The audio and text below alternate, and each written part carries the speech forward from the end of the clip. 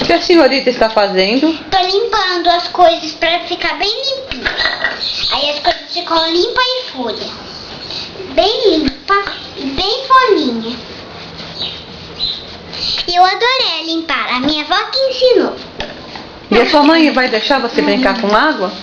Eu não sei. A minha mãe não tá aqui. Eu acho que tô me divertindo muito. E depois você vai lavar minha louça depois do almoço? É claro. Por enquanto você está limpando só sua casinha. É porque tá meio úmida. E eu precisava de água e sabão. Essa água tá quentinha ou tá fria?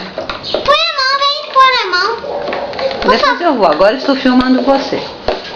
Olha, isso aqui é pra você, ó. Olha se a água tá gelada. Ai, mas eu me molho, moça.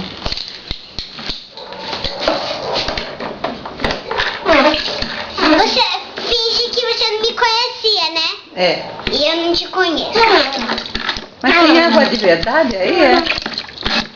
Tem. E a sua mãe não vai ficar brava? Não pode molhar a barriga, né? É de graça a água. E eu precisava de mais um tiquinho de água.